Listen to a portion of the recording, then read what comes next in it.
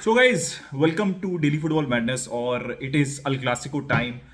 La Liga decider हो सकता है ये मैच और 9 पॉइंट्स की लीड है बार्सिलोना की लालीगा के अंदर और काफ़ी इंपॉर्टेंट मैच है ये। 9 पॉइंट्स की लीड जो कि 10 की हो सकती है अगर ड्रॉ हो और 12 की हो सकती है ऑब्वियसली अगर बार्सिलोना जीते, लेकिन 6 की भी हो सकती है and then Real Madrid would be back into La Liga.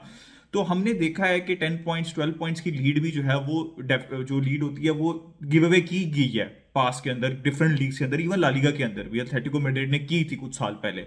But ना 80% आप कह सकते हैं कि अगर किसी भी टीम की 10 पॉइंट की लीड हो जाए तो 80% उनके चांसेस है कि वो जीतेंगे। तो इसीलिए मैं ये बहुत अरसे से ये बात कह रहा हूँ, इवन एक मंथ से कह रहा हूँ कि बार्सिलोना की going into this 19 March match El Clasico जो कि लालीगा डिसाइडर हो सकता है, बार्सिलोना को मैक्सिमम लीड होनी चाहिए बार्सिलोना की। और टू बी ऑनेस्ट बार्सिलोना की बहुत अच्छी लीड है going into this Al Clasico, 9 points की लीड है। तो मेरे हिसाब से तो अगर बार्सिलोना ड्रॉ करती है, जीतती है, तो ये लालीगा जो है रेस ओवर हो जाएगी और रियल मैड्रिड अगर जीतती है तो रियल लालीगा जो रेस है वो वाइड ओपन हो जाएगी। अगर रियल मैड्रिड नहीं जीतती तो आई थिंक दे विल मतलब वो पूरा अपना फोकस जो है वो चेल्सी के मैच पे और चैंपियंस लीग के ऊपर कर देंगे। तो इंपॉर्टेंट मैच है, जैसे मैंने कहा है। अभी इस सीजन आपने देखा है कि चावी ने स्पेनिश सुपर कप जीता रियल मैड्रिड के अगेंस्ट, फिर कोपा डेल रे का फर्स्ट लेग क्योंकि सेकंड टाई अभी पड़ा हुआ है, तो रिजल्ट्स आना भी बाकी है, फुल रिजल्ट आना भी बाकी है। फिर अगर जो अवे जो लेग थी या अवे फिक्सचर्स था बर्नाब्यू पे वो डॉन एंचेलोटी ने जीता था। तो एक अच्छी बैटल चल रही है बिटवीन चावी एंड एंचेलोटी। और टू बी वेरी ऑनेस्ट पिछले सीजन भी बार्सिलोना 4-0 जीती थी, तो चावी का अपर हैंडल क्लासिकोस के अंदर अगर मतलब अगर आप स्टैट्स की बात करें तो it's going to be a very interesting match मेरे हिसाब से, और बहुत इंपॉर्टेंट मैच है लालीगा के लिए, बार्सिलोना के लिए बहुत इंपॉर्टेंट है। बिकॉज बार्सिलोना का जो मेन टारगेट है वो आपको पता है, लालीगा है, चैंपियंस लीग, यूरोपा लीग से बार्सिलोना बाहर हो चुकी है। तो मेन प्राइज है बार्सिलोना के लिए वो लालीगा, और ये फाइनल है जैसे चावी ने कहा था और मैं भी कह रहा था कि अंटिल दिस मैच जितने भी मैच है फाइनल इंक्लूडिंग दिस मैच, तो ये फाइनल है लालीगा का डिसाइडर हो सकता है। ठीक है, तो टेबल की सिचुएशन आपको मैंने बता दी। अब स्टार्टिंग 11 के ऊपर आ जाते हैं और उसके बाद हम जो है वो टेक्निकल जो है बात कर लेंगे क्या बार्सिलोना को करना चाहिए, क्या रियल मैड्रिड को करना चाहिए। बार्सिलोना की स्टार्टिंग 11 की अगर बात की जाए तो ter Stegen would be in the goal, back should be in the back, should be right, और I think it will be. Balde होंगे, बाल्डे बहुत जरूरी हैं वहां पे कारवाहाल और फेडी वलवर्डे को पिन बैक करने के लिए। डिफेंसिवली बहुत सॉलिड है और वो जो एक डिसाइसिव रन्स बनाते हैं जिससे पूरी डिफेंस खुल जाती है, मतलब बड़ी बड़ी टीम्स के अगेंस्ट उन्होंने ये काम किया है। तो Balde is very very important और बाल्डे के अलावा किसी को नहीं खेलना चाहिए उस पोजीशन में इस मैच के अंदर। क्रिस्टनसन विद अराहो एंड कुंडे इज अ स्पेशल प्लेयर, ठीक है, वो एक एक्स्ट्रा मिडफील्डर बने रहते हैं वहां पे और बॉल डिस्ट्रीब्यूशन और वो डिफेंसिवली सॉलिड, और बाल्डे और क्रिस्टनसन की पार्टनरशिप बहुत अच्छी है उस लेफ्ट हैंड साइड पे, जिस तरह राइट हैंड साइड पे कुंडे और अराहो की पार्टनरशिप बहुत अच्छी है। तो क्रिस्टनसन को खेलना चाहिए और वो खेलेंगे। ठीक है, फिर अगर हम बात करें तो कुंडे को सेंटर बैक खेलना चाहिए। हमने देखा है पिछले गेम्स के अंदर चावी स्विच करते हैं और कुंडे सेंटर बैक, स्पेशली वो जो जहां पे डिफेंसिव परफॉर्मेंस दी थी बार्सिलोना ने कोपा डेल रे की फर्स्ट लेग के अंदर, ही वाज एब्सोल्युटली मैसिव कुंडे। तो कुंडे सेंटर बैक खेलेंगे और राइट साइड के ऊपर राहो खेलेंगे, क्योंकि राहो ने खुद भी कहा है और हमने देखा भी है हिस्टोरिकली कि 90% ऑफ द टाइम जब भी राहो और विनीशियस आपस में आमने सामने आए 1-on-1 सिचुएशंस में, राहो वाज द ओनली विनर। तो ये बहुत इंपॉर्टेंट है कि राहो उसी पोजीशन के अंदर खेलें। और विनीशियस आपने अगर देखा हो जो कोपा डेल रे का फर्स्ट लेग था कि विनीशियस इतने ज्यादा फ्रस्ट्रेट हो गए थे 1-on-1 सिचुएशन में कि वो ऑलमोस्ट मिडफील्ड के अंदर आके इन्वर्ट आके खेलना शुरू कर दिया था कि वो मूविंग अवे फ्रॉम राहो, क्योंकि वो वहां से कुछ हो नहीं पा रहा था। नॉर्मली आपने देखा कि विनीशियस बहुत वाइड रह के खेलते हैं और वहां से जो है वो तंग करते हैं वाइड प्लेयर्स को, जैसे उन्होंने ट्रेंट को किया है तंग लिवरपूल के टाई के अंदर। तो अराहो राइट साइड के ऊपर खेलेंगे, मिडफील्ड के अंदर कोई इश्यूज नहीं है, बुस्केट्स खेलेंगे डबल पिवट के अंदर, साथ फ्रैंकी डियोंग रहेंगे।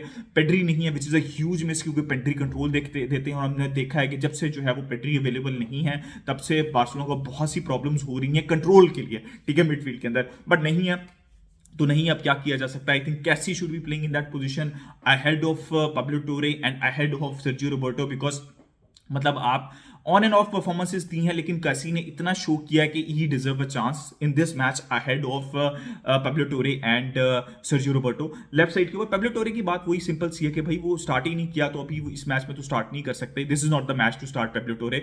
लेफ्ट साइड के ऊपर गावी खेलेंगे, बहुत इंपॉर्टेंट है बार्सिलोना के लिए।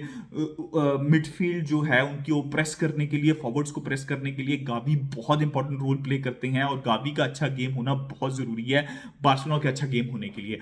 अब फ्रंट आई थिंक रफीनिया रहेंगे और लेवेंडोस्की रहेंगे। Raphinha has been very decisive जब से उनको स्टार्ट मिलना शुरू किया है, बहुत ज्यादा पॉइंट्स विन किए उन्होंने ला लीगा के अंदर। होपफुली एक और अच्छा मैच हो यहाँ पे रफीनिया का और वो डिफरेंस मेकर हो।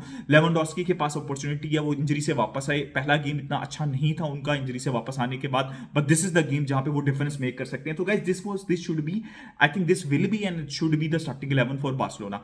रियल मैड्रिड की बात की जाए तो टिबो कोर्टुआ, फिर मिलिटाओ होंगे, रुडिगर होंगे, नाचो होंगे और कार्वाहल होंगे फुल बैक्स। कहीं ना कहीं अगर कोई इशू है, एक और इशू है, लेकिन सबसे बड़ा इशू मेरे ख्याल में यही है कि लेफ्ट बैक नाचो खेल रही हैं जो कि मेकशिफ्ट है। अच्छी अभी तक अच्छा उन्होंने परफॉर्मेंस दिया है जब से वो खेल रही हैं, जब से अवेलेबिलिटी नहीं है लेफ्ट बैक्स की।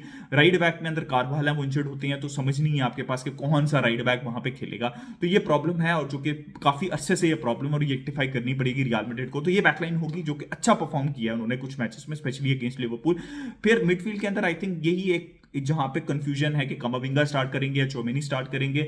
मुझे कोई प्रॉब्लम नहीं, आई थिंक दोनों स्टार्ट कर सकते हैं। कामाविंगा was absolutely massive against Liverpool, लेकिन चोमेनी की बात की जाए तो जब इंजरी से पहले तक जितने भी गेम्स खेले थे ही वाज वेरी डिसाइसिव, वो was very good for Real Madrid. तो मैं I would prefer to start Tchouameni because he is a natural player in that position, but Camavinga भी स्टार्ट करेंगे तो I would not be surprise. Kroos और Modric obviously the magic midfield जो को press करना बहुत, जैसे लिवरपूल के अगेंस्ट भी अंचेलोटी ने कहा कि they try to press but it's not easy to press these two players, but Barcelona और लिवरपूल की मिडफील्ड के अंदर प्रेसिंग में बहुत फर्क होने वाला, क्वालिटी में भी बहुत फर्क होने वाला है। बट ऑब्वियसली क्रूज और मॉडरिच के पास वो क्वालिटी है कि वो प्रेस रेजिस्टेंस हो सकें और they can make the difference. फिर अप फ्रंट फेडी वल्वर्डे होंगे, मुझे नहीं कोई लग रहा कि वहां पे कोई सरप्राइजेस आपको मिलेंगे। करीम बेंजेमा होंगे जो कि ट्रेनिंग सेशन नहीं अटेंड किया था, but I think it was just a precaution, तो बेंजेमा स्टार्ट करने वाले हैं एज ऑफ नाउ जब मैं वीडियो बना रहा हूं आज। विनीशियस लेफ्ट साइड के अंदर खेलेंगे। अब टेक्टिकली यार इसके अंदर बहुत ज्यादा कुछ है नहीं, आपको पता है कि बार्सा कैसे खेलती है और आपको पता है कि रियल मैड्रिड कैसे खेलती है। बार्सा के पर्सपेक्टिव से लोग बहुत बात कर रहे हैं कि भाई हराम बॉल के ऊपर जाएंगे, बट गाइस एक बात याद रखें कि वैलेंसिया की गेम के अंदर अर्ली रेड कार्ड हो गया था, तो हराम बॉल एंड के ऊपर होनी थी, उससे पहले बार्सा अच्छा कंट्रोल कर रही थी। अल क्लासिको जो पिछला हुआ था कोपा डेल रे का फर्स्ट लेग, उसके अंदर पेड्री नहीं थे, सिर्फ गावी भी नहीं थे, आपके दो मिडफील्डर्स नहीं थे, लेवेंडोस्की नहीं थे, ठीक है, तो आपके काफी ज्यादा प्लेयर्स अवेलेबल नहीं थे उस मैच के लिए। तो it will be a different story now, ठीक है। आई थिंक क्रिस्टनसन भी नहीं थे if I am not wrong, तो पेड्री नहीं है, वो एक मैसिव ब्लो है, लेकिन आई एम नॉट एक्सपेक्टिंग कि बार्सिलोना या चावी उसी तरह खेलेंगे जिस तरह वो फर्स्ट लेग खिलाए थे उसका कोपा डेल रे का। तो मेरे हिसाब से बार्सिलोना वो गेम खेलेगी जो खेलने की कोशिश करेगी एटलीस्ट, जो कि स्पेनिश सुपर कप के अंदर खेली थी फाइनल के अंदर with Pedri. Obviously there is more control, but I think this team जो कि मैंने आपको बताई है स्टिल गुड इनफ कि वो प्रेशर क्रिएट कर सकें, बॉल के ऊपर आ सकें, हायर अप द पिच जो है वो प्रेस कर सकें। तो मुझे ऐसा लगता नहीं है कि इतने ज्यादा, मतलब एक प्लेयर आपके पास अवेलेबल नहीं है तो मुझे ऐसा लगता नहीं है कि वो हराम बॉल वाला आपको सीन देखने को मिलेगा। आई think it will be different Barcelona, this is what I expect, right. अगर रियल मैड्रिड की बात की जाए तो यार रियल मैड्रिड थोड़ी सी प्रेडिक्टेबल हो गए हैं, और वो प्रेडिक्टेबल अब से नहीं है, बहुत देर से हैं, पिछले सीजन से हैं। स्टार्टिंग 11 टैक्टिक्स से उनका जितना भी गेम प्ले है उनके लेफ्ट साइड से, विनीशियस वाली साइड से बनता है, जहां पे क्रूज मॉडरिच भी थोड़ा सा ड्रिफ्ट कर रहे होते हैं, राइट साइड के ऊपर बिल्कुल विड्थ नहीं होती। और हमने देखा है कि जब तक डेनिलो, अगर पिछले साल की बात करूं, डेनिलो को ऊपर चढ़ाया हुआ था विनीशियस के, तो तब तक कंटेन कर पा रहे थे। वॉकर जब तक विनीशियस को कंटेन कर पाए, जब तो वो इंजर्ड हुए तो इश्यूज होने लग गए थे, और रियल मैड्रिड दोबारा वर्क करने लगी थी। रीस जेम्स को हमने देखा है, जब अराओ को हमने देखा, जब 1-on-1 सिचुएशन में विनीशियस के अगेंस्ट अच्छा प्लेयर है ना, तो रियल मैड्रिड स्ट्रगल करती है, बिकॉज वहां से सब कुछ इनिशिएट होता है। विनीशियस जो है वो तंग करते हैं, डिफरेंस मेकर बनने की कोशिश करते हैं, और उनका लिंकअप प्ले आपने देखा है कि बेंजेमा बहुत सेंट्रली नहीं खेल रहे होते, वो बहुत क्लोज खेल रहे होते हैं विनीशियस के। क्रूज मॉडरिच सारे प्लेयर्स बहुत क्लोज लेफ्ट हैंड साइड के ऊपर खेल रहे होते हैं, तो वहां पे वो they try to do that quick passing और वहां पे प्रॉब्लम क्रिएट करने की कोशिश करते हैं। लेकिन अगर आपने विनीशियस को सर्विस डिसरप्ट करती है, विनीशियस को का पास कट ऑफ कर दिया 1-on-1 सिचुएशंस के अंदर, तो वहां पे मुझे ऐसा लगता है कि ये लिमिटेशन है। तो तब वो लिमिटेशन खत्म अंचेलोटी सेकंड हाफ में मोस्टली पिछले सीजन और इस सीजन भी करते थे, जब रोड्रिगो आते थे राइट हैंड साइड पे और वहां पे विड्थ प्रोवाइड होती थी और ज्यादा स्पेसेस खुलती थी, यहाँ पे क्रूज मॉडरिच के लिए, बेंजेमा के लिए, विनीशियस के लिए। तो आप समझ रहे हैं ना कि वो एक ऑप्शन थी, वो एक सेकंड ऑप्शन थी। लेकिन आजकल हम देख रहे हैं, स्पेशली पिछले क्लासिको को भी हमने देखा था और बहुत सी गेम्स में हमने देखा है कि विनीशियस को अगर आपने कट ऑफ कर दिया, विनीशियस अगर कुछ नहीं कर पा रहे तो उनका सिस्टम जो है वो कोलैप्स कर जाता है। लेकिन वो कोलैप्स नहीं किया अगेंस्ट ट्रेंट बिकॉज वो 1-on-1 सिचुएशंस में अच्छी नहीं थी और Vinicius was bowling against Trent. तो ये सबसे बड़ी लिमिटेशन है और यही सबसे बड़ा पॉइंट है, अनलेस और अनटिल अंचेलोटी जो है वो टेक्निकली कुछ चीज स्विच करें, जो कि मुझे लगता नहीं है क्योंकि वो किया नहीं उन्होंने अभी तक। अगर वो नहीं करते तो I think this is the tactical point जो कि बहुत जरूरी है बार्सिलोना के लिए। और बार्सिलोना को पता है कि अगर उन्होंने विनीशियस को कट ऑफ कर दिया, विनीशियस को सर्विस देने से कट ऑफ कर दिया, या उनके पास जब बॉल आई तो उनको सर्विस प्रोवाइड करने से टूवर्ड्स बेंजेमा कट ऑफ कर दिया, तो गेम प्ले जो है वो खत्म हो सकता है रियल मैड्रिड का। और this is the best bet for Barcelona. लेकिन अब ये देखना है कि इसको नलीफाई करने के लिए एंचेलोटी क्या करते हैं, राइट? एंचेलोटी क्या करते हैं कि राइट साइड के ऊपर भी गेम प्ले चलेगा वैसे ही जैसे लेफ्ट साइड के ऊपर चलता है, क्योंकि यार Fede Valverde is a good box to box, वो एनर्जी प्रोवाइड करते हैं, he will provide you a screamer, but वो एक नेचुरल राइट विंगर नहीं है, ठीक है? वो ऑलमोस्ट मिडफील्ड के अंदर खेल रहे होते हैं अगर आप देखें तो। इट्स नॉट मोर और लाइक 4-4-2 जिसके अंदर जो 2 है वो लेफ्ट हैंड साइड के ऊपर रियल मैड्रिड के पुश हुए होते हैं सारे के सारे। तो this is the tactical thing जो कि हम आई थिंक सबको पता है, बट मैंने कहा चलो ये भी मैं पॉइंट आउट कर देता हूं। तो प्रेडिक्शन की बात कर लें तो आई थिंक यार this has to be, Barcelona has to win this game, भाई। Barcelona has to win this game. I'm going for a 2-1 prediction, but I would be, मतलब मैं बार्सिलोना की जीतने से I would be happy with the draw also.